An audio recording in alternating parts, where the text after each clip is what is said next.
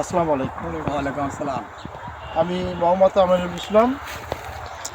আমি আপনাদের এলাকাতে ঘোরাফেরা করি।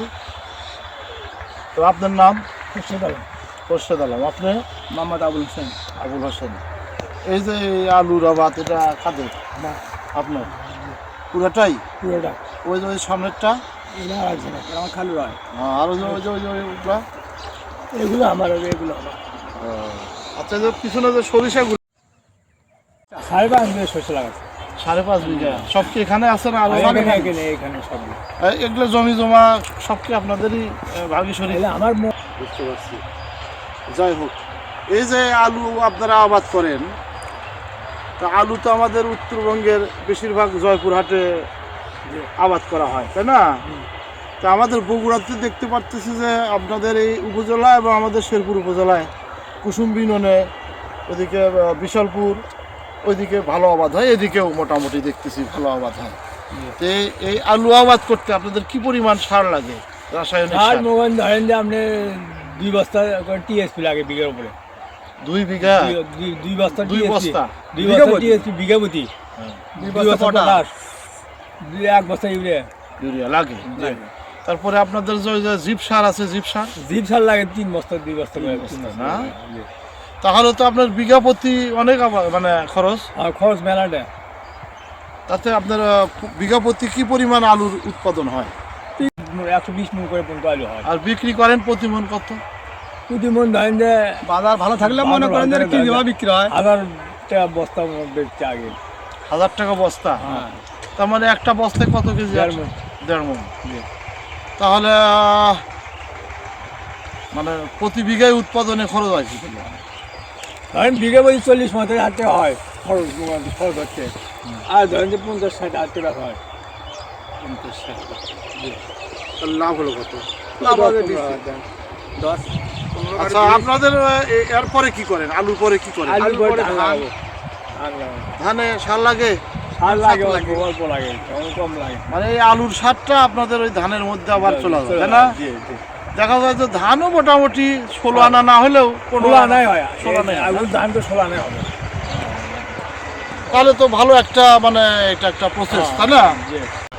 তো সরিষাতে কি পরিমাণ সার লাগে?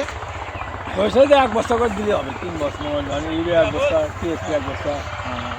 তো এই যে সরিষা এবং আলুতে আপনারা জৈব সার ব্যবহার করেন না? জৈব সার কম করি, গোবর সার দিই আমরা। গোবর সার ওটাই তো একটা জৈব সারই হলো মোটামুটি। গোবর সার দিই। গোবর সারটা একটা কম্পোস্টের মতো কাজ করে, হ্যাঁ, যে কাজ ভালো লাগে, তাই না? যাই হোক, আপনারা তাহলে মানে অনেক পরিশ্রম হয় না? এখন কি আর পানি দেওয়া লাগবে? না পানি এখন আলু তুলে আসবো, আলু আগুন হয়ে গেছে। আর কিছুদিন পর মানে গাছ মরা শুরু করবে না? না, এখন আপনার 1 সপ্তাহ মধ্যে আলু উঠে দেবেন। এক সপ্তাহ কালকে হবে আলু তুলে ফেলাবেন? হ্যাঁ, দেখেন একটা গাছ তুলে দিই, দেখেন। আচ্ছা, দেখান তো আলু।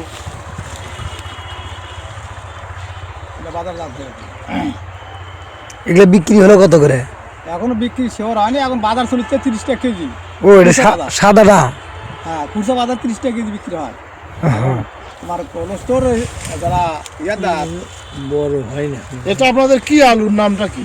এলবেলা সাইন্স আলু না? হ্যাঁ, ওটার থেকে দেখান, ওটার থেকে দেখান। এটা হচ্ছে আলু উৎপাদন হয়েছে। বাহ, অনেক বড় বড় আলু। হ্যাঁ, কাল বা পরশু এটা বাজারজাত হবে আর কি।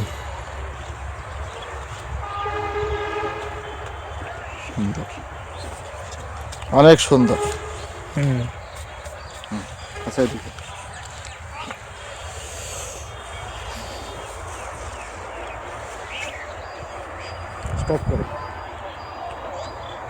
বন্ধুগণ, আমরা এসেছি শাহজাহানপুর উপজেলায়, যেটা কিনা বগুড়া জেলার অন্তর্গত, এবং এই শাহজাহানপুর উপজেলার গোহাইল ইউনিয়নের এটা শালিখা গ্রামের মাঠের ভিতরে। এখানে আলু রয়েছে, পাশে রয়েছে বেশিরভাগই সরিষার ভিতরে আলু, এবং আলু যেখানে আবাদ হচ্ছে সেখানে শুধু আলু আর আলু রয়েছে, এরকম মাঠও রয়েছে। তা আমরা এসেছিলাম সরিষা এবং আলুর ভিতরে একটা প্রাকৃতিক সৌন্দর্যের ভিতরে। সেখানে এসে আমরা দুজন কৃষকের সাথে আলোচনা করলাম আলু এবং সরিষা আবাদ নিয়ে। এখানে অনেক পরিশ্রম করে, অনেক সাধনা করে এই আলু উৎপাদন করা হয় এবং আলু তুলে সেটা বাজারজাতকরণ করা হয়। তাতে আলুতে খুব বেশি লাভ না হলেও আলুর যে পোটেনশিয়াল, পরবর্তীতে ধান আবাদে কাজ হয়, মানে সার কম দেওয়া লাগে এবং ধানটাও পরিপূর্ণ আবাদ হয়, সেই বিষয়টা আমরা এখানে জানলাম। সুবিধা। প্রিয় বন্ধুগণ, এইভাবেই আমরা প্রতিদিন আসি কৃষির সাথে, কৃষকের সাথে। আসুন আমরা সবাই কৃষক এবং কৃষির সাথে থাকি। আসসালামু আলাইকুম ওয়া রাহমাতুল্লাহ।